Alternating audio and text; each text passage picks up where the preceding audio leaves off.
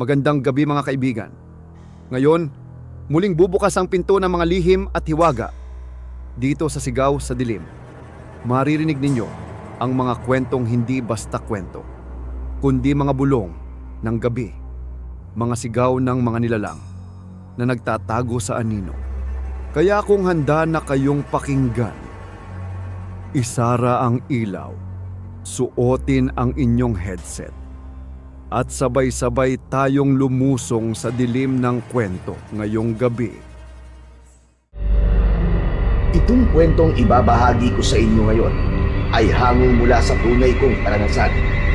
Nangyari ang lahat ng maririnig nyo taong 1986 sa isang baryo sa probinsya ng Negros.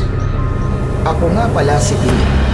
Noong una ay hindi naman talaga ako naniniwala sa mga aswang, pero tuluyang nagbago ang aking isip. Nagsimula ang lahat isang araw. Papunta lang sana ako sa tindahan nun nang may madaanan akong babae sa kalsada.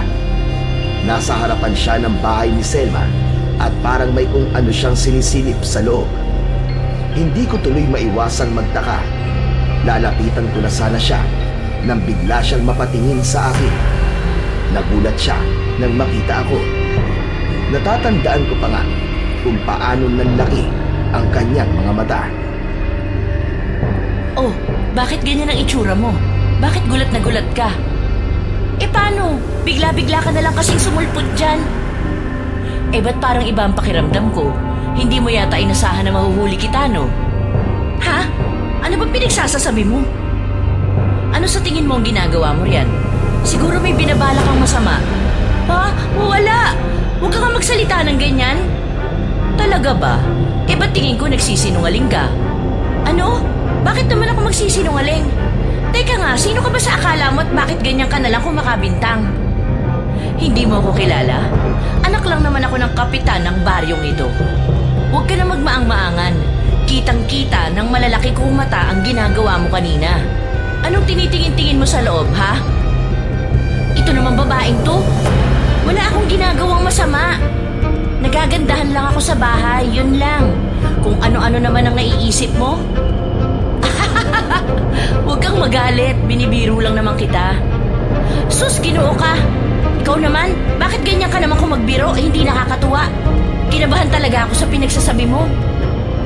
Pasensya ka na, hindi ko naman alam na madali ka palang nervyusin. Taga saan ka pala? Ngayon lang kasi kita nakita rito sa lugar namin eh. Bago lang ako dito. Kalilipat ko lang ng isang araw. Doon ako nakatira malapit sa bakanting lote. Ganun ba? Pasensya ka na talaga kanina. Baka mamaya magtanim ka ng sama ng loob sa akin.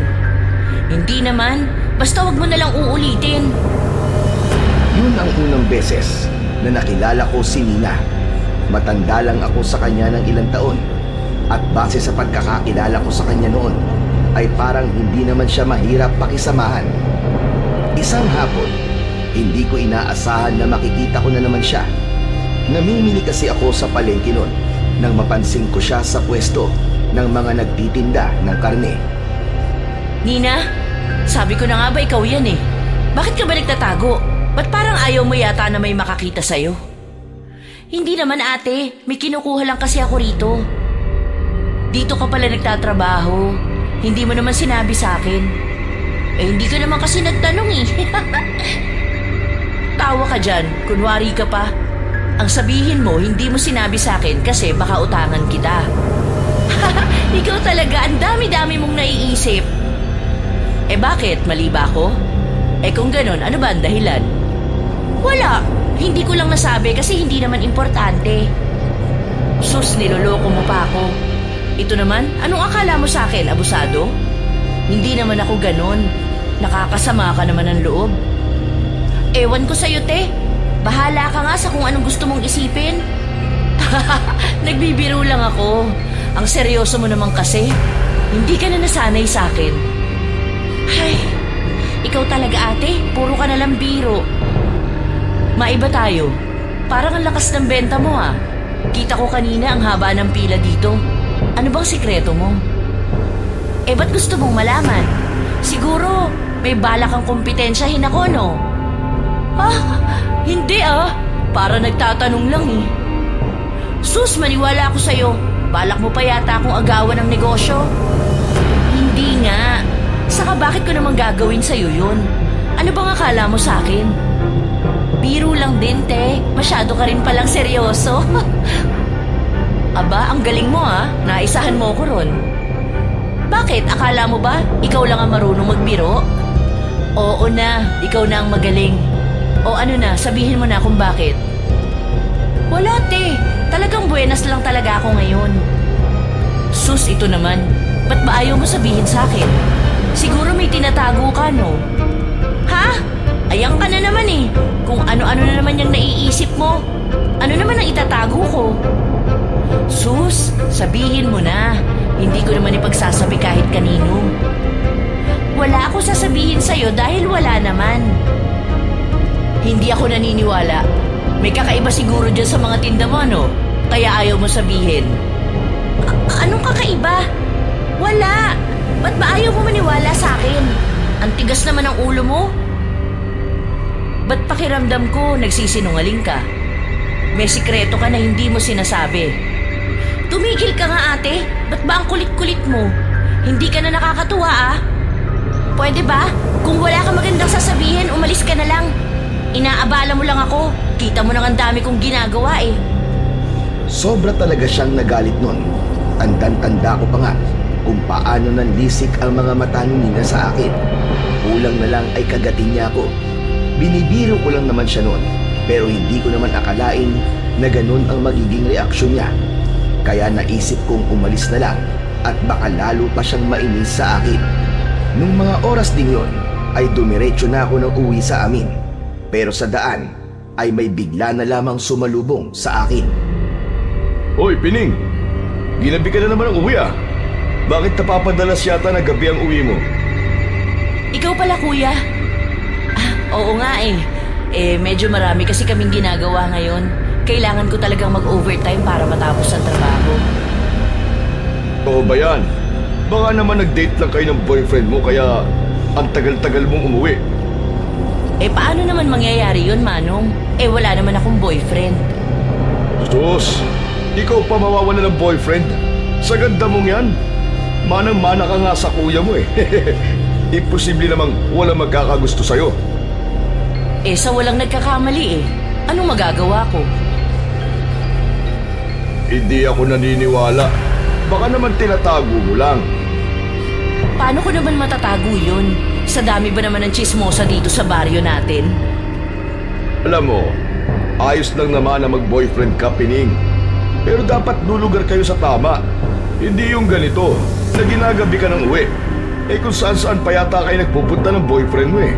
Baka mamaya kung ano na palang milagro ang ginagawa niyong dalawa. Hay naku, ang hirap mo naman kausap. Diyan ka na nga. Teka, sandali lang. May sasabihin pa ako eh, huwag ka munang umalis.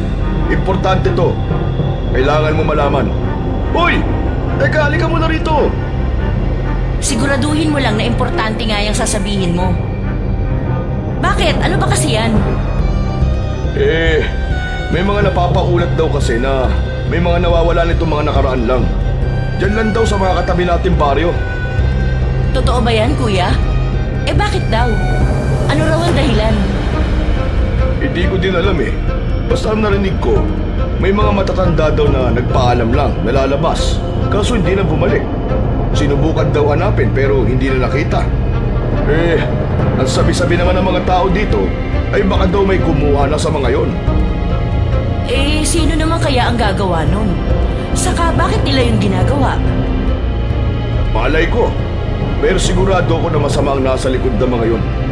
Hindi na nga ako magugulat kung patay na pala ang mga nawawala. Nakakabahala nga yan, kuya. Baka mamaya mangyari din dito sa lugar natin ang ganun. Hindi yan malabong mangyari. Kaya ikaw, huwag kang pasaway ha. Mamaya kung ano pa mangyari sa'yo eh. Ay nako, makinig ka sa akin, bata ka ha. Hindi naman ako pasaway. Ba't ba ang sama-sama ng tingin mo sa akin? Sus, pero wala ka ba talagang boyfriend ha? Yung totoo. Ilang beses ko ba sasabihin sa inyo na wala nga? Hindi ka ba marunong umintindi? Kawawa ka naman pala. Puro ka na lang trabaho pero wala ka naman jowa. Eh kung hindi mo talaga may iwasan na hindi gabihin dahil sa trabaho mo, eh lagi ka na lang mag-iingat. Ang nagkatotoo nga ang pinangangambahan namin noon. Nang mga sumunod na gabi kasi, ay maraming mga bagay ang nangyari na mahirap ipaliwanag. Isang beses nga, ginabi na naman ako ng uwi noon. Natagalan na naman kasi ako sa trabaho.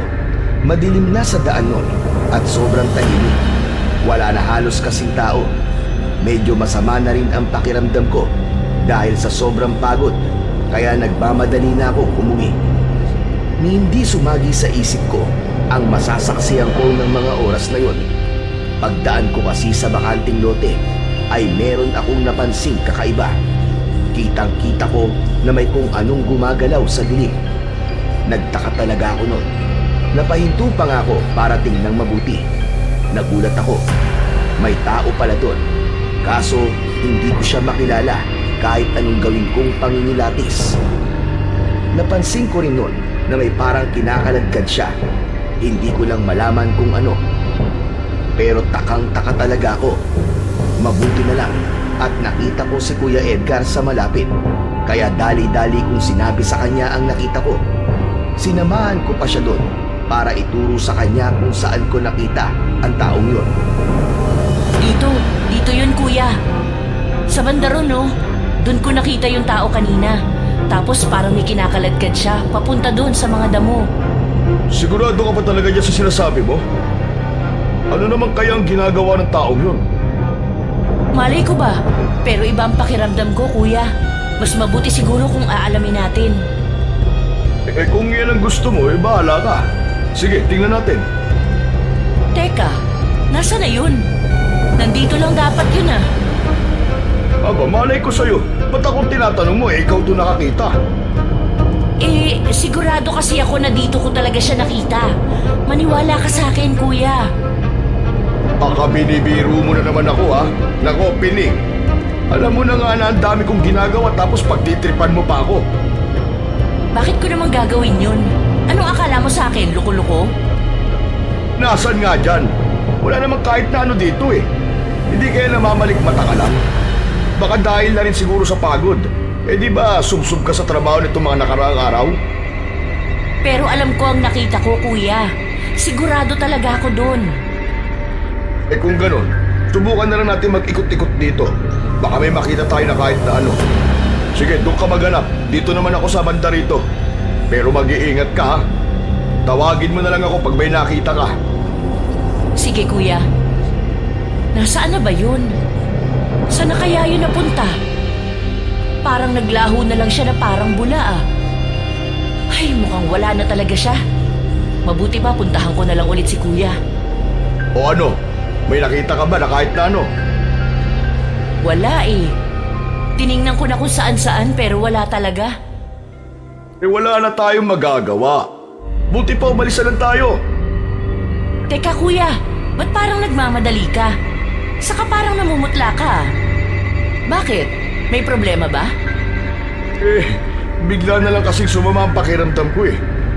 Bigla din ako kinabahan. Tapos kanina doon sa may puno, parang may nakita akong parang tao pero sobrang itim eh. Pero nung tinignan ko ulit, wala naman. Baka kung ano pa ang maistorbo natin dito na hindi natin nakikita.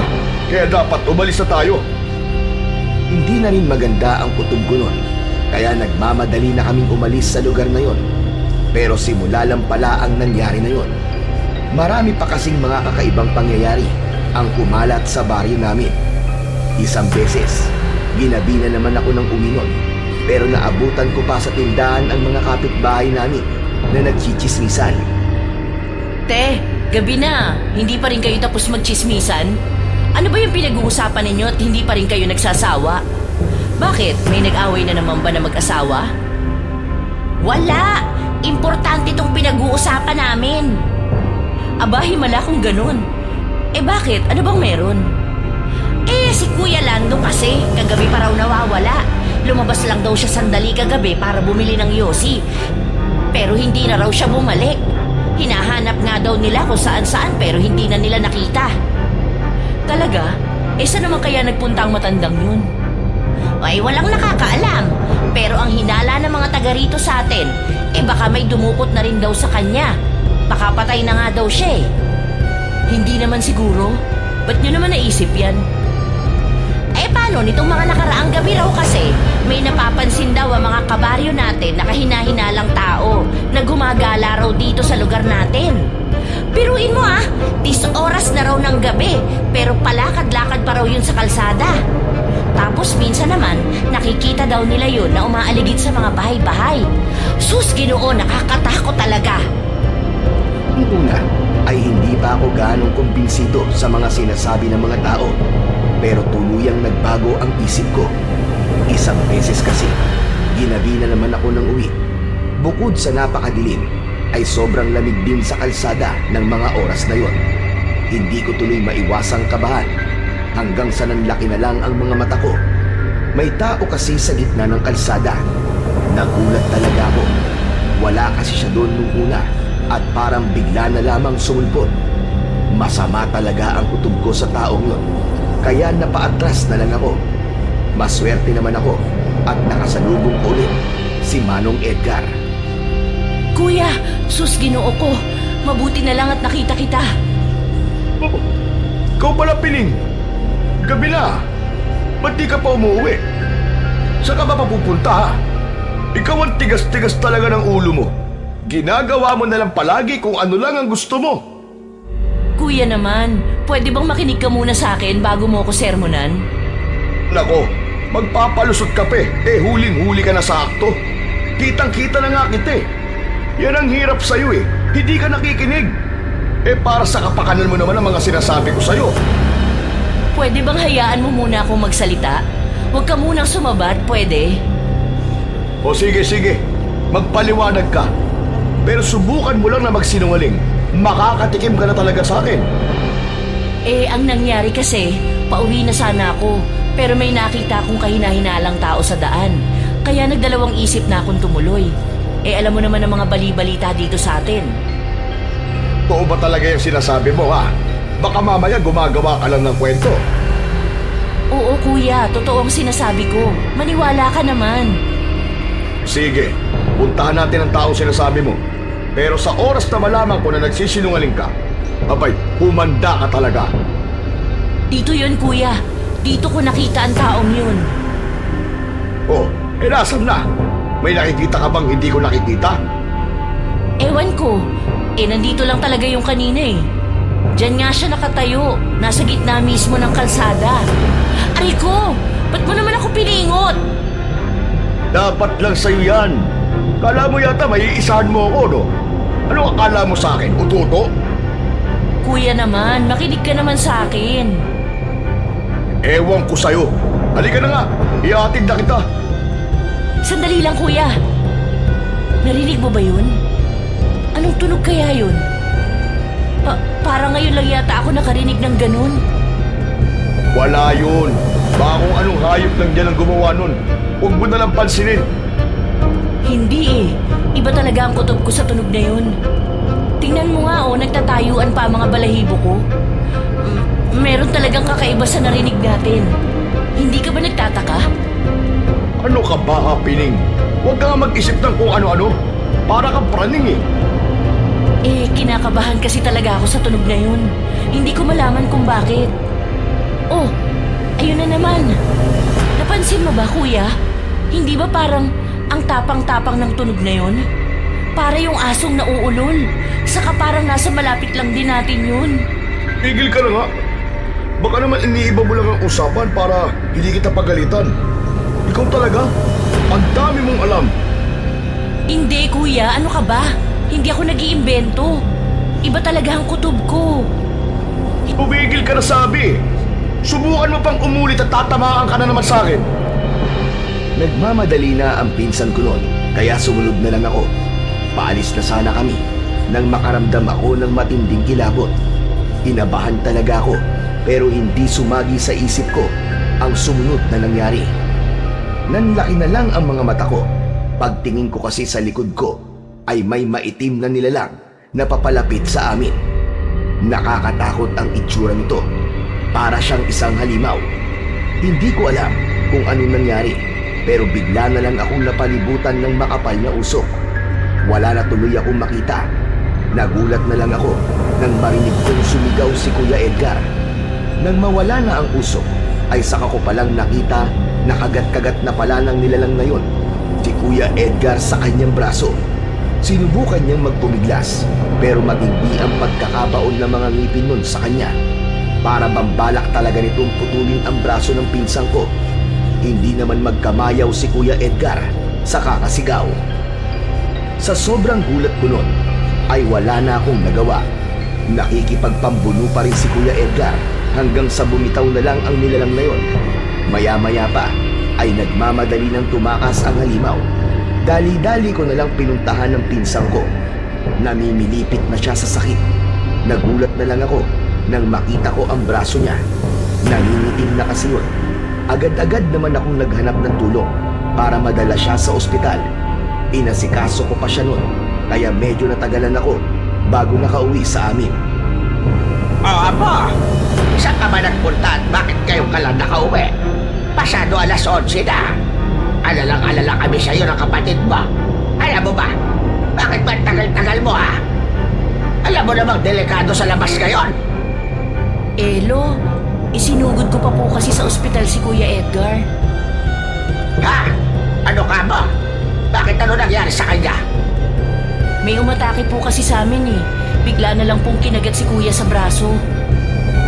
Bakit? Sinong kumagat sa kanya at bakit daw niya ginawa yon? Hindi ko po alam kung sino. Hindi ko po siya masyadong namukhaan dahil madilim po. Pero napansin ko po na mahaba ang buhok niya. Tapos parang maitim po ang balat niya. Saka sobrang bangis po nun. Para siyang nababaliw. Parang wala siyang balak na tigilan si Kuya eh. Buti na lang nasaksak niya yon kaya siya binitiwan. Loko-loko pala yun eh. Ang dami na kasing mga tarantado dito sa lugar natin. Baka nakainom yun o nakasinggot. Kaya wala sa sarili tapos napagtripan ng kuya mo. Siguro nga po. Mabait naman po kasi si Kuya at wala naman akong alam na nakakaaway niya na pwedeng gumawa sa kanya nun. Ganun na nga. O teka, bakit parang ang lalim yata ng iniisip mo? Wala po. May mga napansin lang po kasi ako kanina na hindi ko po maipaliwanag. Pero wala lang po siguro yun. Baka guni-guni ko lang. Ano ba problema? Ay nako, tingnan mo nga naman ang buhay. Naghahanap buhay ng marangal ang pinsa mo tapos gaganyanin lang ng mga taong walang magawa. Nakakagalit talaga. Kung alam ko lang kung sino may gawa sa kanya nun ay talagang makakatikim sa akin yun. Hindi naman malubha ang lagay ng pinsan ko noon at nakalabas din kagad siya ng ospital. Pero hindi talaga namin alam kung sino ang nanakit sa kanya. Ipinagtanong-tanong pa namin sa mga kababaryo namin kung sino ang pwedeng gumawa nun, pero wala namang nakakaalam. Pero isang beses ay may nangyari ulit na hindi ko talaga inasahan. Pasado alas 6 na nun at papunta sana ako sa tindahan. Nagulat na lang ako nang may biglang humila sa akin. Sus, Ginoo naman Nina. Ikaw lang pala yan. Ginulat mo naman ako. Ang lakas pa nga ng kabog ng puso ko. Oh. Bakit hindi ka man lang nagsalita? Pasensya na te, hindi ko naman sinasadya. Saan ka pala galing? Parang hindi naman kita nakita kanina. Bigla-bigla ka na lang sumulpot. Ano bang pinagsasasabi mo te? Paano ko naman magagawa yun? Hindi mo lang siguro ako napansin. Teka, maiba tayo. Nabalitaan ko ang nangyari sa pinsan mo ah. Kumusta na ba siya? Maayos naman na siya. Nakalabas na nga siya ng ospital kanina. Mabuti na nga lang. Yung umatake sa kanya, nakilala mo ba? Alam ba ninyo kung sino ang gumawa nun sa kanya? Hindi nga eh. Kung sino-sino na nga ang pinagtanungan namin pero wala namang makapagsabi sa amin kung sino ba yun. Ay, mabuti naman kung ganun. Ha? Anong ibig mo sabihin na mabuti? Ibig ko sabihin, mabuti naman at hindi kayo tumitigil sa paghahanap. Delikado kasi ang taong yun, baka mamaya meron na namang mapahamak. Yun talaga ang balak namin. Ang dami na kasi talagang loko-loko sa panahon ngayon. Kaya ikaw, mag-iingat ka ha. Huwag kang basta magtitiwala sa kung sino-sino. Hindi mo alam ang takbo ng isip ng mga tao. Oh, ba't parang nangingiti ka? May sinabi ba akong nakakatawa? Hindi. Wala lang, may naaalala lang kasi ako. O sige na, mauuna na ako ha. Meron pa kasi akong kailangang asikasuhin. Sa susunod na lang ulit. Sandali lang, Nina. May itatanong lang ako. Napansin ko kasi na may peklat ka dyan sa leeg mo. Ayan o, ano ba nangyari dyan? Ah, ito ba? Wala lang to, sumabit lang sa alambre. Sige ha, kailangan ko na kasi talagang umalis. Nagmamadali nang umalis si Nina noon, pero nagtaka talaga ako. Kakaiba kasi talaga ang kinilos niya. Pero simula pa lang yun.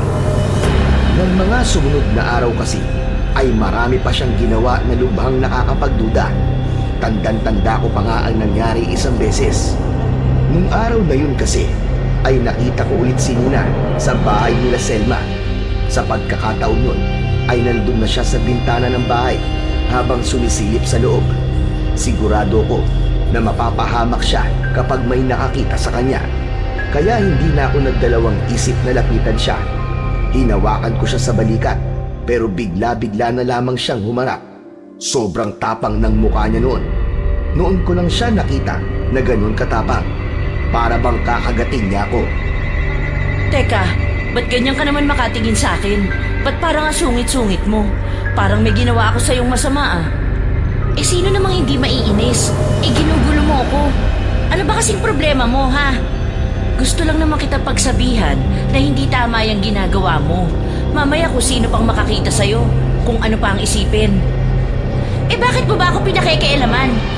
Alam ko ang ginagawa ko, kaya wag mo akong maturu-turuan. Ano ba kasing ginagawa mo? Ano ba yung sinisilip-silip mo dyan sa loob? Hindi mo na kailangang malaman. Pwede ba, kung wala kang magawang tama, humanap ka na lang ng ibang maiistorbo mo? Wag ako. Teka, bakit ang init-init naman yata ng ulo mo? Nagmamalasakit lang naman ako sa'yo ah. Masama ba yun? Sinabi ko bang gawin mo yun? Hindi naman, di ba? Hindi ko kailangan ng malasakit mo. Mas mabuti kung hindi mo na lang ako pakikialaman. Umalis ka na nga, sinisira mo lang ang araw ko eh. Nainis na ako sa kanya noon, kaya hinayaan ko na lang siya sa gusto niyang gawin. Pero takang-taka na talaga ako sa kilos niya. Para kasing may kung ano sa bahay na yun na gustong-gusto niya at hindi niya maiwan-iwan. Hindi ko alam ang nangyari pagkatapos noon. Kaya nung gumabi, nagulat na lang ako. Bumisita kasi sa bahay namin noon si Selma. Oh, ate, ikaw pala yan. Bakit bigla-bigla ka naman yatang napasugod dito sa amin? Oo nga, nandiyan ba ang lolo mo? Gusto ko kasi sanang magpatulong sa kanya eh. Naku, wala siya eh. Nandun siya ngayon sa pinsa namin. Ano bang problema? Baka sakaling makatulong ako. Nitong mga nakaraang gabi kasi, kung ano-ano yung mga napapansin ko sa bahay namin. Hindi ako mapakali. Hindi talaga maganda ang kutob ko. Teka, sabihin mo nga kung ano-ano tong mga napapansin mo. Tuwing gumagabi kasi, napapansin ko na lagi na lang may kumakalmot sa pinto namin. Paulit-ulit pa naman ang ingay-ingay. Ang sakit sa tenga. Parang gusto niyang pumasok. Baka naman pusa lang ang gumagawa nun. Hindi! Malakas ang kutob ko na hindi lang yun basta pusa. Mas malaki kasi kaysa sa hayop ang gumagawa ng mga tunog na yun. Sigurado ka ba dyan sa sinasabi mo? Oo! Kung minsan nga naririnig ko na parang may naglalakad sa paligid ng bahay namin. Tapos minsan naman may nakikita akong tao sa labas. Tapos parang umaaligid sa harap ng bahay namin. Hindi ko pa naman yun kilala. Siguro binibiro lang kayo nun. Alam mo naman ang mga tao dito sa atin, mga walang magawang matino. Hindi nga eh. Parang iba kasi talaga ang pakiramdam ko. Hindi kasi yun tumitigil. Nag-aalala na nga ako. Alam mo naman yung lola ko may sakit. Paano na lang kung pasukin kami nun? Tama ka nga ate, nakakabahala nga ang mga nangyayari sa inyo. Hayaan mo pag umuwi si lolo, sasabihin ko agad sa kanya ang sinabi mo. Naalala ko ang ginawa ni Nina, kaya naisipan kong kausapin siya. Kinabukasan nga ay pinuntahan ko agad siya sa palengke, pero parang hindi pa rin maganda ang timpla niya nang makita ko siya.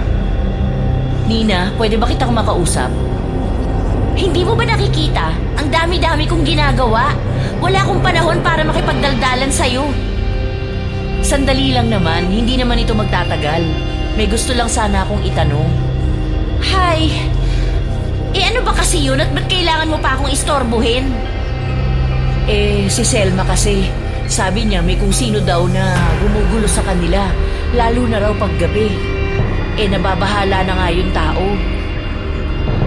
Ano naman ngayon sa akin? Problema niya yun. Ano naman pakialam ko? May kinalaman ka ba sa mga nangyayari sa kanila? Ha?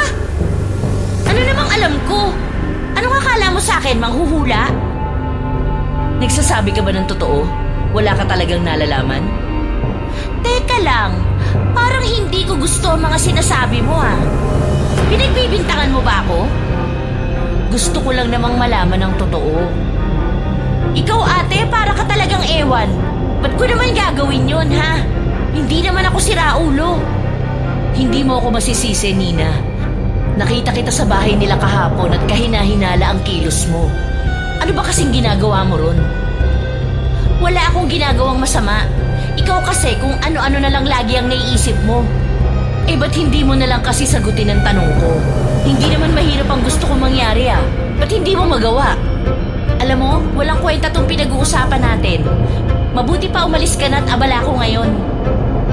Bakit ba pakiramdam ko na parang meron kang tinatago? Umalis ka na ate. Baka mainis pa ako sa'yo eh. Sige na, huwag mo nang hintayin na maubos ang pasensya ko. Sinasabi ko sa'yo, hindi mo magugustuhan. Sa pagkakataong yun, ay lalo pang tumapang ang tingin ni Nina sa akin.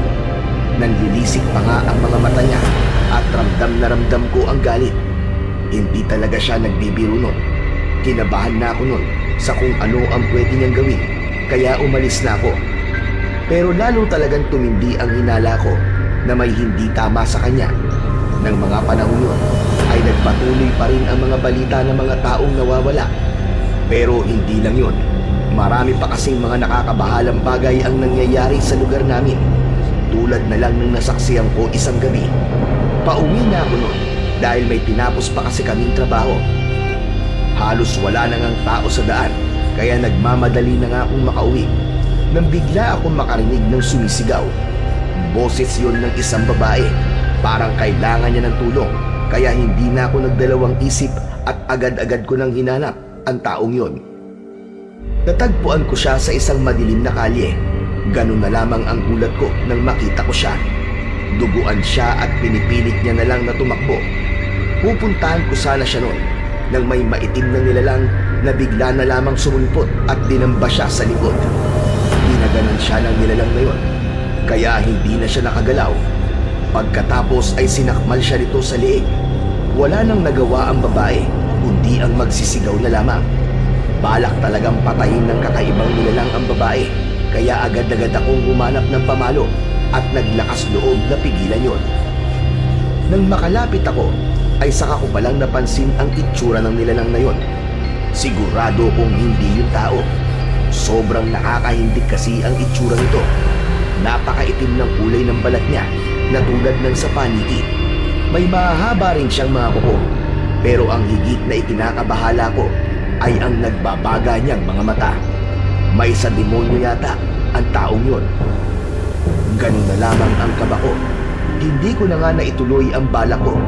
Maya-maya pa ay bigla na lamang bumuga ng usok ang nilalang na yon. Mabilis na kumalat ang usok sa paligid. Papalapit yun sa akin. Sinubukan kong tumakbo. Pero inabutan at napalibutan ako ng usok hanggang sa wala na akong makita. Gustong-gusto ko na ngang umalis nun, pero hindi ko naman magawa. Para kasing nanigas ang buo kong pagkatao sa sobrang takot. Hindi na ako makagalaw. Ganun na lang din ang kaba ko nun. Para na ngang minamartilyo ang dibdib ko sa lakas ng kabo. Hindi ko kasi talaga alam ang gagawin ko. Nagulat na lang ako dahil bigla akong nakaramdam ng parang may tumama sa aking likuran. Sobrang sakit. Para bang nahiwa ng bubog ang likuran ko. Napansin ko na lang din na sugatan na pala ako. Pero hindi lang yun. Naramdaman ko na lang kasi na parang may pumupulupot na malaking lubid sa leeg ko ng sobrang higpit. Sobrang sakit ng leeg ko nun. Pero hindi pa natapos dun. Naramdaman ko na lang kasi na unti-unting umaangat ang paa ko mula sa lupa. Hindi na talaga ako makahinga nun. Unti-unti na akong nanghina hanggang sa mawalan na ako ng malay. Nang magising ako, ay nasa higaan na ako. Nakita ko din ang lolo ko at kapatid ko. Nakatabi ko noon. Po, mabuti naman at nagkamalay ka na. Ayos ka na ba, po?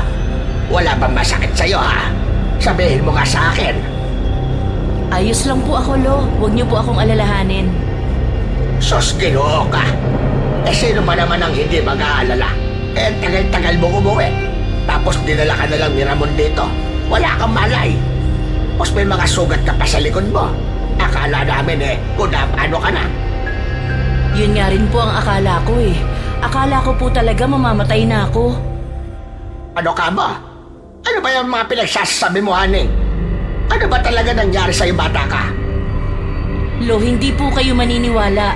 Pero may umatake po sa akin na kakaibang nilalang. Parang halimaw po. Ano? May tama ka ba sa ulo mo, Apo? Nakalubay ang utak mo. Kung ano-ano yung sinasabi mo Nagsasabi po ako ng totoo. Kitang-kita po ng mga mata ko. Kakaiba po ang itsura niya. Nakakatakot.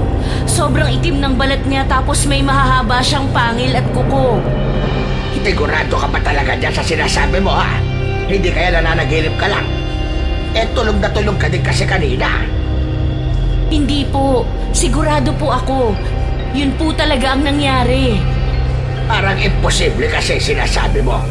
Inatake ka kamo ng halimaw. Sino naman na maniniwala dyan? Sa tanda kong ito, ni minsan hindi pa ako nakakita ng halimaw. Pwera na lang sa lola mo. Parang halimaw talaga yung kumagalit. Lolo naman, hindi niyo po dapat ginagawang biro ang bagay na ito. Kaligtasan natin ang nakasalalay dito. Maniwala po kayo sa akin. Oo, niniwala naman ako sa'yo, Apo. Kilala naman kita tsaka hindi kita pinalaki sinungaling. Mabuti naman po kung ganon. Maiinis na sana ako sa inyo eh. Pero naguguluhan pa rin ako Ikwento mo nga sa akin ang lahat ng nangyari. Ganito po, nakarinig po kasi ako na may humihingi ng tulong. Nakita ko na lang po na pinatay ng halimaw yung babae. Ano ka ba? May pinatay? Ba't wala namang sinabi sa akin si Ramon tungkol sa bagay na yan? Hindi ko po alam. Pero nakita ko po talaga nang kagati ng halimaw yung babae. Sinubukan ko pong tulungan yung babae kaya ako po tuloy ang napagbalingan ng halimaw. Ano? Ba't mo naman ginawa yon? Bakit ka nakialam? Nasisiraan ka naman ang ulong bata ka. Ano pong gusto ninyong gawin ko, no? Hayaan ko na mamatay na lang yung babae? Lo naman, hindi yun maaatim ng konsensya ko. Dapat kasi nag-iisip ka na lang muna. Humingi ka muna sana ng tulong. Hindi yung nagpadalos-dalos ka. Ayan, muntik ka na tuloy mapahama. Sobrang bilis po kasi ng mga pangyayari. Hindi na ako nakapag-isip ng maayos. Sus, Ginoo ka. Mabuti pa ang posporo may ulo. Pero ikaw wala. Ang sakit niyo naman magsalita, Lo. Muntik na nga akong madisgrasya eh. Ikaw naman tong may kasalanan Tatanga-tanga ka kasi. Syempre, natakot din po ako noon. Nakakakilabot po kasi talaga ang nilalang na yun. Hindi rin po siya basta-basta. May kakaiba po siyang kapangyarihan. Ano ka ba? May taglay ka mo sang salamangka, ganun ba? Nako, hindi na biro yung sinasabi mo, ha? Opo, sobra po mapanganib yun. Kaya dapat po kumilos na tayo ngayon. Baka kung sino pa ang mabiktima nun. May tama ka. Hindi pwedeng tumunganga lang ako dito. Kailangan may gawin na ako. Huwag ka mag-alala. Dahil bukas na bukas din, kakausapin ko mga tanod natin para malaman natin kung anong dapat natin gawin. Mabilis na kumalat sa lugar namin ang nangyari sa akin.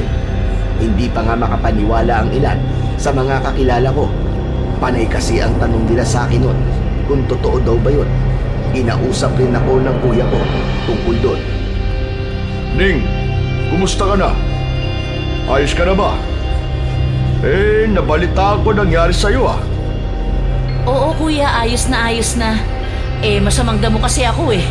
Kaya hindi ako basta-basta mamamatay. Mabuti lang ang lagay mo. Nakukuha mo naman kasi magbiro ng ganyan eh. Kinabahan kasi talaga ako nang ikwento sa akin ni Lolo nangyari sa'yo. Natake ka daw ng halimaw eh. Oo kuya, hanggang ngayon hindi pa rin ako makapaniwala sa nangyari. Nako, kailangan mo mag-ingat ni. Sa tingin ko kasi, aswang yung umatake sa'yo. Ano? Aswang? Sigurado ka ba dyan kuya? Hindi, pero yun lang ang alam ko na pwedeng paliwanag yan sa nangyari sa'yo. Paano naman nangyari yun? Dito na tayo lumaki sa lugar na to pero ni minsan, wala naman tayong nabalitaan na tungkol sa aswang. Hindi ko alam eh. Pero mas mabuti kung mag-iingat ka na ngayon. Lalo na't pwede ka pa rin balikan ng nilalang na yun. Talaga? Paano kung balikan nga ako nun? Anong pwede kong gawin para maproteksyonan ko ang sarili ko laban sa halimaw? Ang sabi sa akin ng matatanda, maganda ka daw ng abo, asin at bawang. Halu-haluin mo daw tapos ilagay mo sa palibot ng bahay. Sisiguraduhin mo din daw na lagi ka magdadala ng bawang sa bulsa mo para hindi ka niya lapitan. Sige kuya, tatandaan ko lahat ng sinabi mo. Isang beses, pumunta ako ng palengke. Napadaan ako sa pwesto ng mga nagtitinda ng karne. Sobrang gulo doon at ang ingay-ingay dahil sa dami ng tao. Halos hindi ko nga narinig nang tawagin ako ni Nina. Hindi ko rin inasahan na mangyayari yon. Mukhang humupa na ang init ng ulo niya nun. Nakangiti nga siya sa akin, kaya naisip kong lapitan na siya. Oh, bakit Nina? May kailangan ka ba? Wala naman ate. Gusto ko lang sanang humingi ng tawad sa'yo eh. Alam mo naman, nasungitan kita nitong mga nakaraang araw. Medyo hindi kasi maganda ang pakiramdam ko noon. Pasensya ka na ha. Naku, yun lang ba? Wala yun. Medyo makulit din kasi ako nitong mga nakaraang araw eh. Tapos napagbintangan pa kita. Parang imposible naman na gawin mo yun. Pasensya ka na rin. Naku, hindi mo na kailangang humingi ng tawad. Ayos lang yun. Siya nga pala. Kukumustahin din sana kita. Grabe pala kasi ang nangyari sa'yo. Mabuti na lang at ayos ka lang. Oo nga Hindi ko nga akalain na makakaligtas pa ako sa halimaw na yun. Swerte ko lang talaga. Swerte at naawa sa'yo ang halimaw. Paano mo naman nasabi na naawa nga ang halimaw sa akin? Yun lang naman kasi ang pwedeng dahilan kaya binuhay ka pa nun. Di ba nga, yung tinulungan mong babae, pinatay niya? Oo nga no, ba't hindi ko yun naisip? Pero, ba't naman kaya maaawa ang halimaw sa akin? Aba malay ko, hindi ko naman alam ang takbo ng isip ng nilalang na yun. Saka hindi naman yun mahalaga. Pasalamat ka na lang at buhay ka pa hanggang ngayon. Pero yun ang malaking pagkakamali na nagawa niya. Dapat pinatay niya na ako habang may pagkakataon pa siya. Kasi ngayon, sisiguraduhin ko na mananagot ang halimaw na yun sa ginawa niya. Ha? Nagpapatawa ka ba? Lagi ka na lang ganyan, puro ka na lang biro. Seryoso ako, Nina. Bala ko talagang pigilan ang nilalang na yun. Ikaw ba ate? Alam mo yung pinagsasasabi mo, ha? Hindi biro yung sinasabi mo. Isang mapanganib na nilalang ang tinutukoy mo. Ang sabi nga ng mga tao, aswang yun, di ba? Wala akong pakialam kahit ano pa siya. Hindi ako natatakot sa kanya. Hindi ka ba nag-iisip? Paano mo naman gagawin yun? Paano mo pipigilan ang nilalang na yun? Hindi ko alam kung paano pero gagawa ako ng paraan. Hindi pwedeng hayaan na lang natin ang walang yang yun. Kailangan kong subukan. Kailangan kong gawin ang makakaya ko. Nasisiraan ka na yata ng ulo Katangahan niyang gusto mong mangyari. Maswerte ka na nga lang at nakaligtas ka pa nung huli mo siyang makita. Tapos ngayon, balak mo pa siyang kalabanin? Ang lakas naman ng loob mo. Inisip ko na to ng paulit-ulit. Para naman to sa baryo, kaya hindi ako magdadalawang isip na gawin ito. Ay, nababaliw ka na nga. Alam mo na nga ang kaya niyang gawin pero gusto mo pa rin ituloy ang balak mo? Gusto mo na bang mamatay? Mag-iingat naman ako, saka hindi naman ako pababayaan ng mga kasama ko Ano bang balak niyong gawin? Papatayin niyo ang halimaw na yon, ganun ba? Baka kayo pa nga isa-isahing patayin nun. Bala ko lang nahulihin siya, pero kung kinakailangan, gagawin namin kung ano ang dapat. Sira, akala ba ninyo kakayanin nyo ang halimaw na yun? Paano nyo naman lalabanan yon, Aber? May taglay nga yung kapangyarihan. Teka, sandali. Paano mo nalaman na may kapangyarihan yung halimaw? Wala naman akong ibang sinabihan nun. Kasi hinulaan ko lang. Gano'n naman kasi talaga, di ba? Yung mga nilalang na yun, may mga taglay talaga silang salamangka na galing sa masama. Kaya kung ako sa inyo, ate, ititigil ko na ang kalokohan ninyong yan. Hindi namin pwedeng gawin yun. Kami lang ang inaasahan ng mga tao dito sa atin. Kung hindi kami ang gagawa nun, sino pa? Sigurado ka na ba talaga dyan sa desisyon mo? Kakalabanin mo talaga ang nilalang na yun? Pwede pa magbago ang isip mo. Sigurado na ako. Kailangan ng mga tao ang tulong ko. Hindi ako pwede maging duwag. Kung yan ang gusto mo, bahala ka. Pero huwag mo sabihin na hindi kita binalaan. Oo naman, salamat sa pag-alala mo, Day. Pero alam ko ang ginagawa ko. Nang mga panahong yun, ay lalo namang lumala ang mga nangyayari sa lugar namin. Natatandaan ko pa nga hanggang ngayon ang nangyari isang gabi. Kasama namin noon si Kuya Edgar sa bahay nang bigla na lang dumating si Kuya Ramon. Pawis na pawis siya noon, parang ang layo ng tinakbo niya. Bigla niya na lang ding hinila ang pinsan ko sa labas. Nagtaka talaga ako noon, kaya sinundan ko sila. Una ka na! Susunod na lang ako! Kuya, anong meron? Bakit nagmamadaling umalis si Kuya Ramon? Oh, ba't mo kinuha yung pamalo mo? Anong gagawin mo dyan? May kailangan lang kaming asikasuhin. Babalik din ako mamaya. Ano, aalis ka? Teka, sandali, ano ba kasing problema? Anong sinabi ni Kuya? Sabihin mo sa akin. Huwag mo nang alamin. Hindi naman yun ganun ka-importante. Sige na, kailangan ko nang umalis. Hindi, sabihin mo muna sa akin kung bakit. Ining, pwede ba huwag ka nang makulit? Ano ba kasi yun? At bakit hindi mo masabi-sabi? Wala na akong oras na makipagdaldalan pa sa'yo. Hinihintay na ako ng mga kasama ko. May nalaman ba kayo tungkol sa halimaw na yun? Sabihin mo ang totoo. Sige na nga, parang tumahimik ka na. Oo, meron nga. Kaya dapat na ako magmadali. Bakit ba hindi mo sinabi agad? Gusto ko sumama. Hindi pwede. Dito ka lang at bantayan mo na lang ang kapatid mo at si Lolo. Hindi. Gusto kong tumulong sa inyo. Saka dapat lang na nandun ako para makilala ko kung yun ba ang halimaw. Hindi nga pwede. Masyadong delikado. Hindi ka pa ba nadala sa nangyari sa'yo? Tsaka imbis na makatulong baka makagulo ka lang sa amin dun Mag-iingat naman ako Hindi ako magiging sagabal. Sinasabi ko kaya ayoko sabihin ang tungkol dun Ganyan ka kasi. Ang tigas-tigas ng ulo mo. Hindi ka marunong sumunod. Pwede ba makinig ka naman sa akin kahit ngayon lang? Dito ka lang. Huwag na huwag kang aalis dito. Nagmamadali nang umalis ang pinsang ko noon, pero hindi talaga ako mapakali na walang ginagawa. Kaya kumuha na rin ako ng pamalo ko. Kinuha ko rin ang ginawa kong pangontra sa aswang. Naglagay pa nga ako ng bawang sa bulsa ko. Saka ko sinundan si Kuya Edgar. Sinubukan ko silang hanapin, kaso nahirapan ako. Pero maya-maya pa, nakarinig na lang ako ng mga sumisigaw.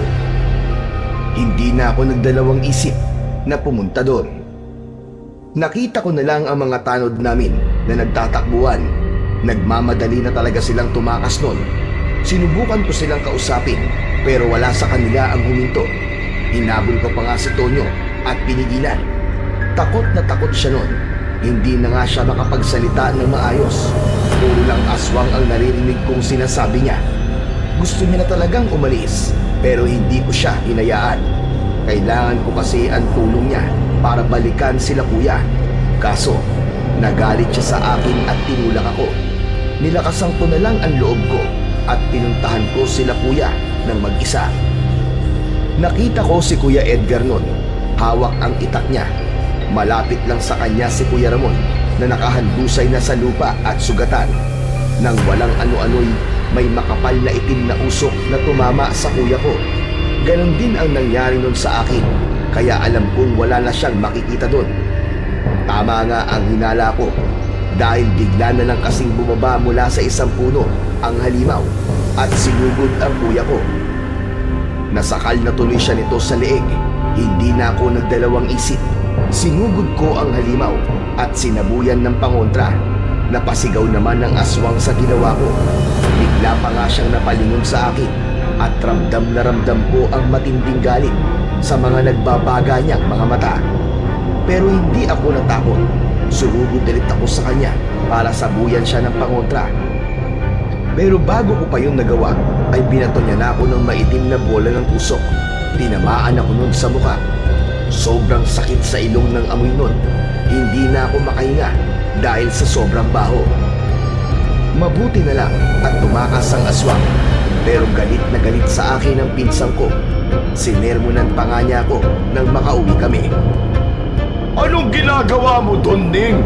Di ba sabi ko naman sa'yo, huwag mong iiwan si Lolo at ang kapatid mo? Bakit sinuway mo ang utos ko? Eh masama kasi talaga ang kutob ko, kaya naisipan kong sundan kita. Ang tigas talaga ng ulo mo, no? Nakita mo na nga nangyari? Nasaktan ka pa tuloy. Maswerte ka nga at yan lang ang nangyari sa'yo. Alam mo ba ang nangyari kay Tito Ude? Naputulan lang naman siya ng kamay. Huwag mo nang pagalitan ng pinsan mo, Edgar. Wala naman nangyaring masama sa inyo eh. Pero hindi pa rin pwede yung ginawa niya kanina. Paano na lang kung napatay siya ng aswang? Oo nga naman, Ning. Hindi ka naman kasi marunong makinig. Alam mo naman na delikado ang aswang na yon. Nakahanda naman po ako, Lo. Nagdala po ako ng mga pangontra. O nagdala naman pala siya ng panlaban sa aswang eh. Nag-iisip naman pala itong pinsan mo eh. Eh sa tingin niyo ba hindi namin ginawa yon? Ginawa din namin yun. Pero malakas ang aswang. At hindi niya ganong iniindang pangontra namin. Ay nako, Ding. Hindi mo naman naisip yon. Wala lang din palang kwenta ang ginawa mo. Nagkakamali ka, kuya. Sigurado ako nasaktan siya. Nakita ko kasi ang reaksyon niya eh. Talagang inis na inis siya sa akin. Saka napigilan ko rin siya sa balak niyang gawin sa'yo. Yun naman pala, Edgar eh. Gumana naman pala ang ginawa niya eh. Mabuti nga't matapang tong pinsan mo. Kung wala siya doon, ay baka napahama ka na. Hindi. Mali kayo. Hindi niya ininda yun. Maswerte lang tayo at tumakas lang yung aswang. O mali ka naman pala, Ning eh. Kinig ka kasi sa kuya mo. At mas marami siyang alam kaysa sa'yo. Lo, teka lang. Ano ba talaga? Kanino ka ba talaga kampiya? Sa kanya o sa akin? Ang gulo-gulo mo eh. Wala naman akong kinakampihan sa inyo. Pinakikinggan ko nga na mabuti ang mga dahilan nyo at pareho kayo may punto. Hindi naman kayo nakakatulong, Lo eh. Pasensya na, kuya, kung nagpadalos-dalos ako. Eh kung totoo nga ang sinasabi mo, ba't naman kaya umalis ang aswang kung kailan naman dumating ako? Hindi ko masabi. Pero siguro may kinalaman din yun sa kung bakit hindi kanya pinatay nun. Pero hindi ibig sabihin nun, magpapakampante ka na. Kailangan mo pa rin mag-ingat. Naging palaisipan sa amin kung ano ba talaga ang dahilan ng nilalang na yun. Pero kahit anong gawin namin ay wala talaga kaming maisip na sagot. Isang araw, nadaanan ko ang tinitira ni Nina nun. Nandun na rin ako kaya naisip ko nang dalawin siya. Pero sigaw na ako ng sigaw pero wala namang sumasagot sa akin. Wala yata siya kaya naisip kong umalis na. Kaso, bigla na lang akong nakarinig na parang may kumakalabog. Hindi ko na napigilan ang sarili ko na lumapit. Nagulat na lang ako dahil nakarinig ako ng mga kakatwang ungol sa loob ng bahay. Takan-taka na talaga ako.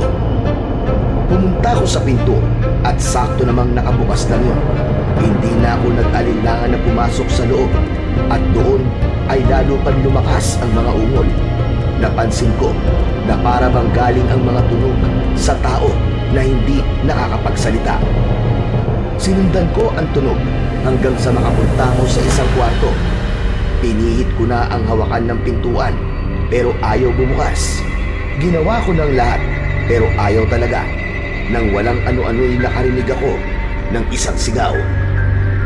Ano sa tingin mo ang ginagawa mo? Nina, andyan ka pala. Ano kasi paano ka nakapasok dito sa pamamahay ko? Eh, bukas lang kasi yung pinto. Sandali lang. Huwag mo naman ako hilahin. Ba't mo ginawa yun? Sino nagsabi sa'yo na basta ka nalang papasok ng bahay ng may bahay? Alam mo ba na kabastusan yung ginagawa mo? Hindi ka ba naturuan ng magandang asal? Pasensya ka na. Hindi ko naman sinasadya. Nakarinig kasi ako ng kakaibang tunog eh. Akala ko nga kung ano na ang nangyayari sa'yo kaya pumasok na ako dito. Ano bang meron sa kwarto na to at bakit parang may umuungol? Wala! Hindi naman yun importante. Hindi mo na kailangang malaman. Ano ba kasing ginagawa mo rito, ha? Gusto lang sana kitang kumustahin. May pinuntahan kasi ako sa malapit, kaya dinaanan na rin kita. Huwag mo na ulit gagawin yun, kundi magagalit talaga ako. Sinasabi ko sa'yo, masama ako magalit. Hindi mo magugustuhan. Oo, naiintindihan ko. Pasensya ka na ulit. Sige, aalis na ako. Sandali lang. Baka gusto mo palang bumili ng tinda ko. Mura lang naman, kumuha ka na. Saka para mabawasan ang inis ko sa'yo.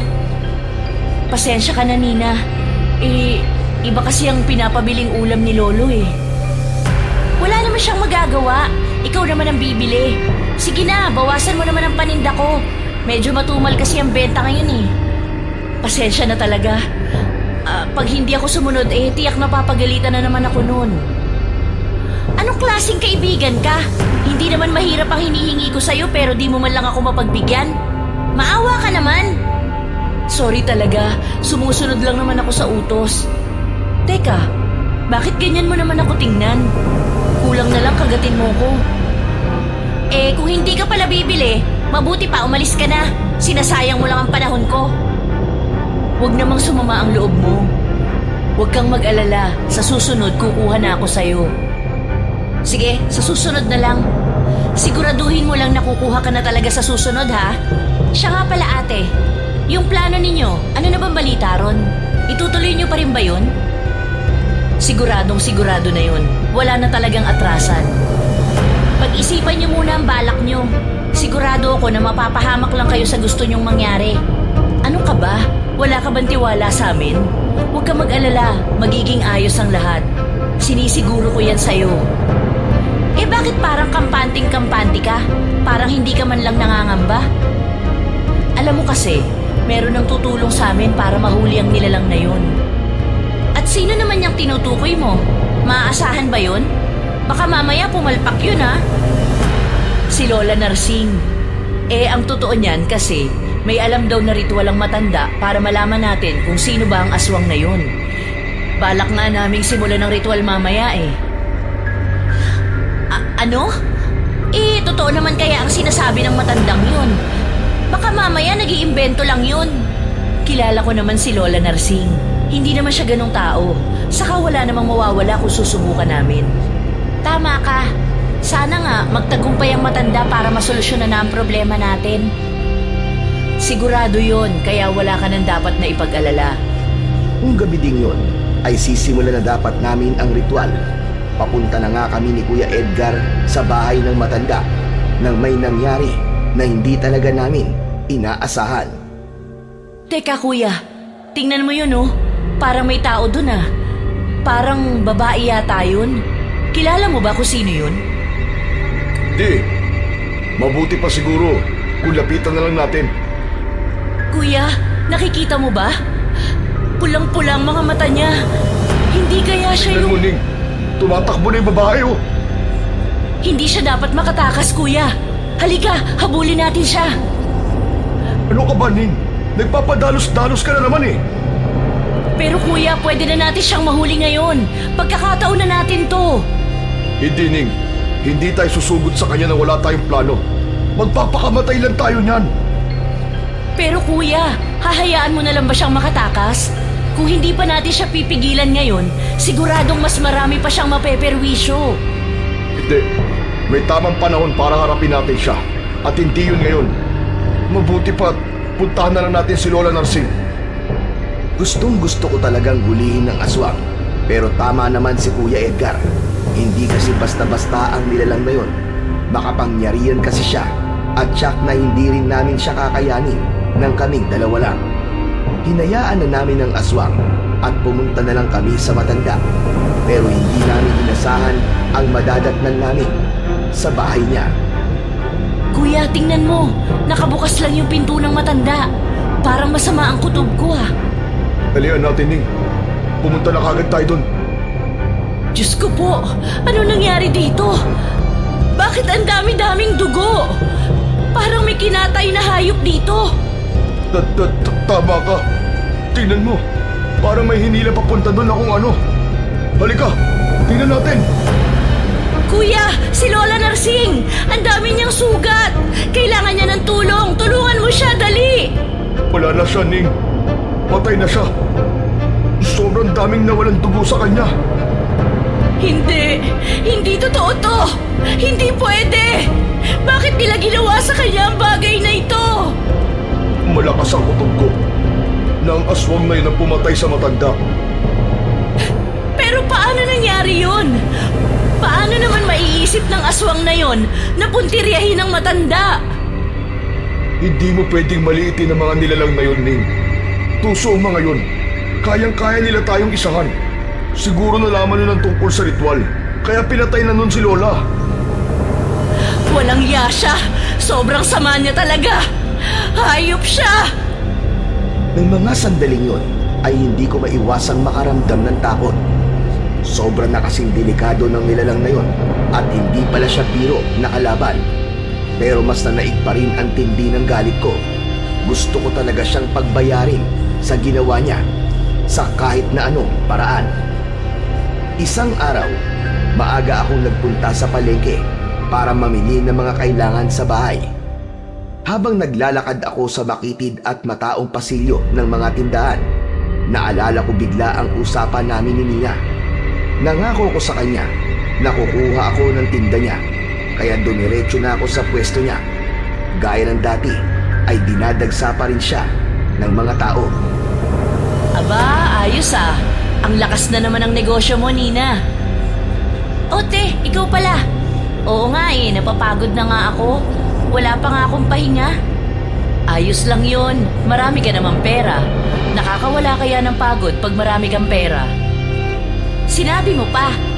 O teka, naalala ko sinabi mo dati. Sabi mo kukuha ka sa susunod. Tumupad ka sa usapan. Kumuha ka na ngayon. Gusto ko nang matikman mo tong tinda ko eh. Oo na, meron naman akong isang salita. Sige, bigyan mo nga ako ng 1 kilo. Isa lang? Kasya na ba sa inyo yun? Baka naman pwedeng dalawahin mo na. 3 lang naman kasi kaming kakain sa bahay. Kasya na yun sa maghapon. Oh, teka, bakit sobra-sobra naman yata yan? Dinagdagan ko na lang para sa'yo. Libre ko na yan. Naku, wag Nina. Huwag ka nang mag-abala. Huwag ka nang tumanggi sa grasya. Tanggapin mo na lang. Sige, kung mapilit ka ba eh. Himala ah, ang bait mo yata ngayon. Anong nakain mo? Wala. Maganda lang ang mood ko ngayon. Kaya habang mabait pa ako, samantalahin mo na. Saka baka hindi na maulit ang kabaitan kong to. Baka magsisi ka. Ganun ba? Sayang naman, kala ko makakaulit pa ako. Bakit? Ano ka sa akala mo? Sinuswerte? Salamat, Nina. Sige, mauuna na ako ha. Para mailuto ko na at matikman na namin ang tinda mo. Pagkatapos nun, ay umuwi na ako para mailuto ko na agad ang binili ko. Naisipan kong iprito na lang ang karne para mas mabilis maluto. Nang matapos ako, ay iniwan ko ng saglit sa lamesa ang pagkain. Pero pagbalik ko, nagulat na lang ako dahil nilalantakan na pala yun ni Kuya Edgar. Sarap na sarap pa siya nun. Panay ang kain niya. Oh, Ning! Ang sarap naman tong luto mo. Gustong gusto ko to. Ngayon lang ako nakatikim ng ganito kasarap ah. Nalalasahan ko talaga ang karne. Sobrang malasa at malinamnam. Mapaparami ang kain ko nito, Ning. Ang galing mo rin ano? Umalis lang ako sandali, pagbalik ko nakapwesto ka na agad dyan. Ang bagal-bagal mo kasi. Kasalanan ko pa? Oh, dahan-dahan lang. Baka mabilaukan ka. Umayos ka nga kuya, naglalaway ka pa. Para ka naman patay gutom. Pasensya na. Hindi ko mapigilan eh. Ang sarap kasi. Paulit-ulit ka naman para kang bata. Siyempre masarap yan, libre eh.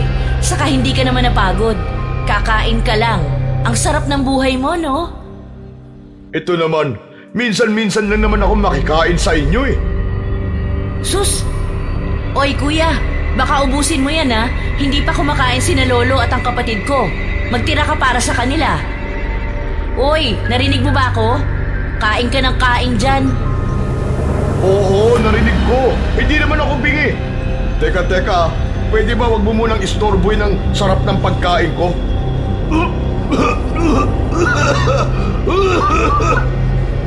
Yan, kasi ang takaw-takaw mo eh. Oh, uminom ka muna ng tubig.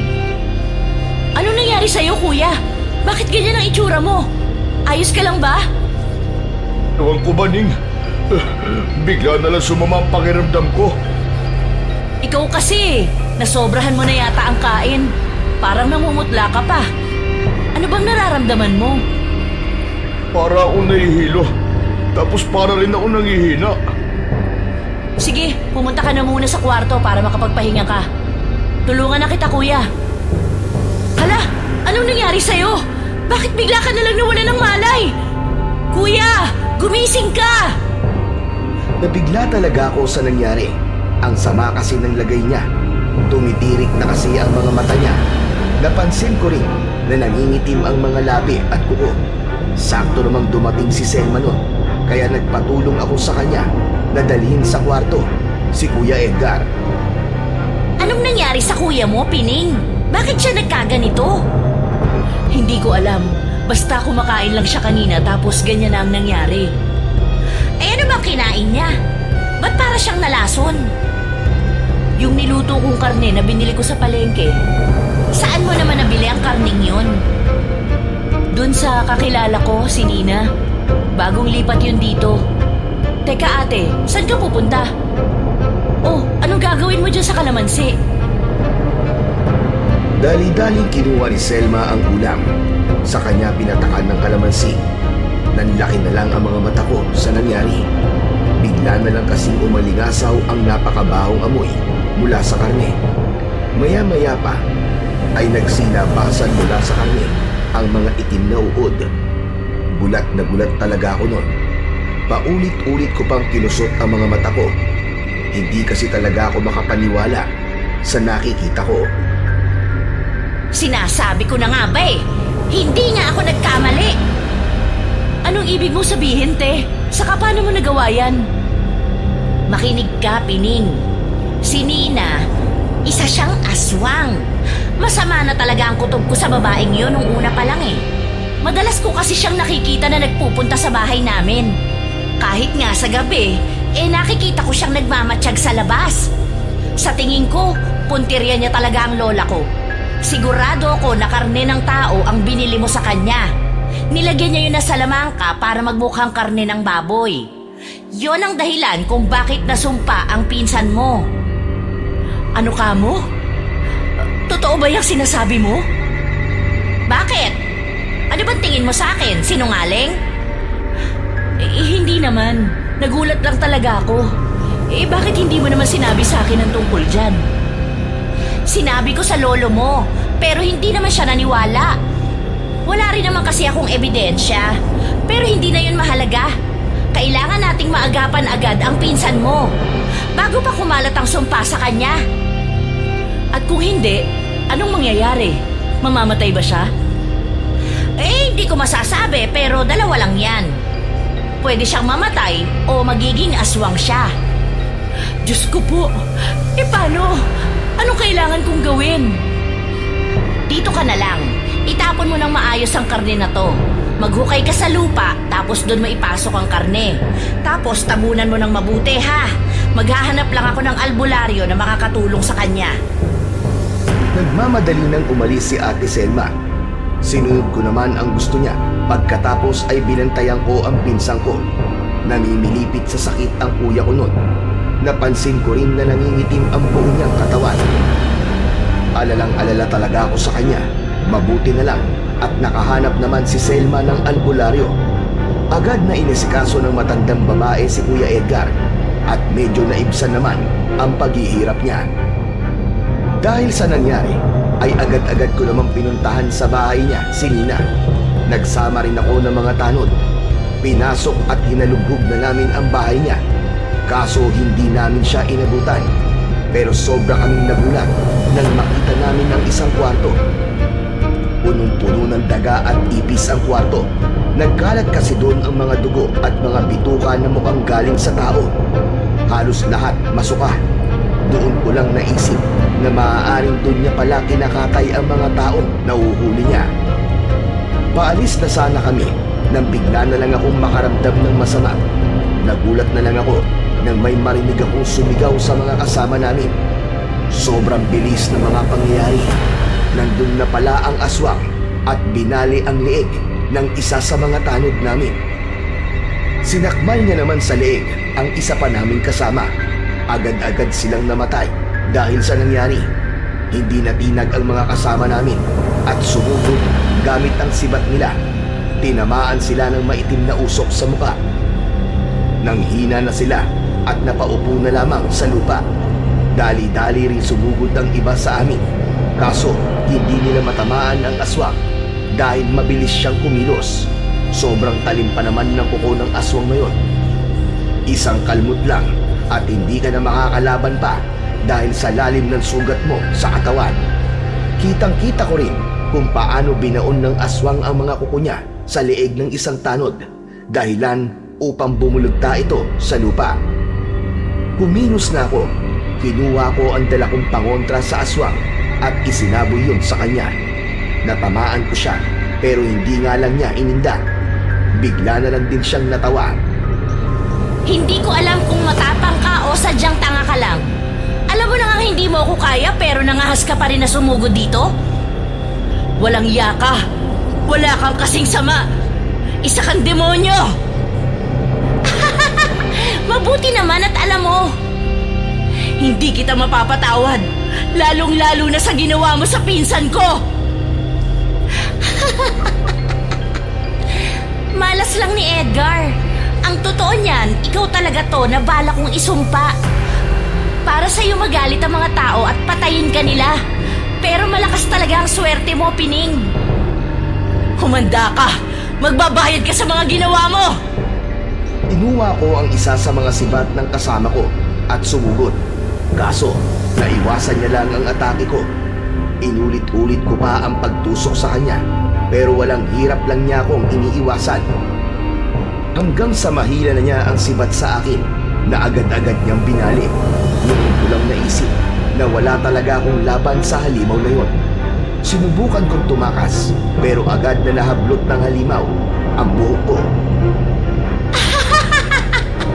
At sa tingin mo ba hahayaan pa kitang makatakas? Ano ka, sinuswerte? Maawa ka sa akin, Nina. Naging mabait naman ako sa'yo, ah. Pakiusap, huwag mong gawin to. Bakit naman ako maaawa sa'yo? Eh di ba nga ang sabi mo, wala akong kasing sama? Kung noon hinayaan pa kitang mabuhay, ngayon hindi na. Katapusan mo na, Pining. Buong akala ko talaga ay katapusan ko na. Ramdam ko na nga ang matalim na kuko ng aswang sa mukha ko. Takot na ako. Pero biglang dumating ang iba pa naming mga kababaryo. Kasama na doon si Selma.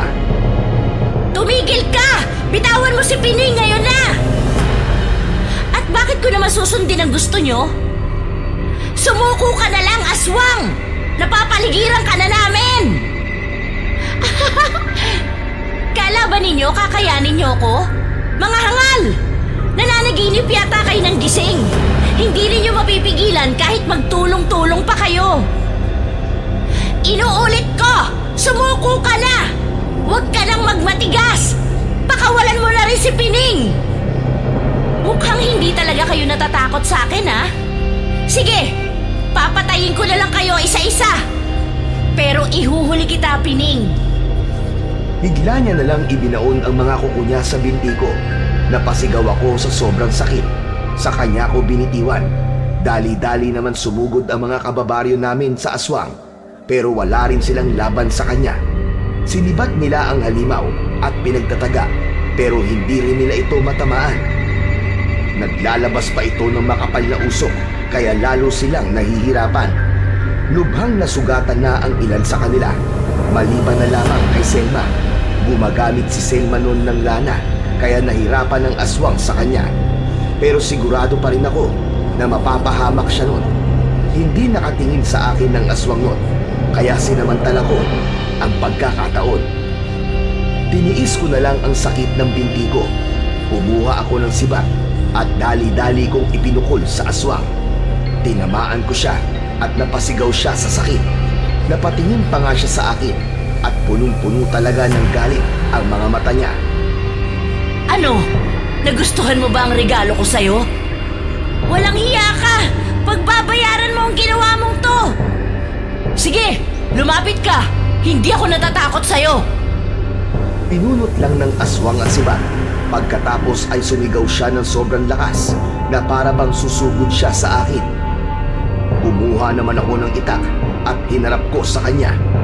Bigla na lang nilamon ng maraming usok ang aswang. Mabilis ding gumalaw ang usok at napansin ko na nawala na siya sa kaninang pwesto niya. Palapit na ang usok sa akin noon, kaya hinanda ko ang sarili ko. Pinalibutan na ako ng usok, kaya paulit-ulit ko na winasiwas ang itak sa paligid. Kaso, walang nangyari at napagod lang ako. Saka namang biglang lumitaw sa tabi ko ang aswang at kinalmot ako sa muka. Pero bumagal na siya noon dahil yata sa sugat niya sa likod. Kaya nagantihan ko siya at natamaan ko siya ng itak. Kakalmutin pa sana niya ako, pero naunahan ko siya at naputol ko ang isang kamay niya. Halos mabingi ako sa lakas ng kanyang iyak.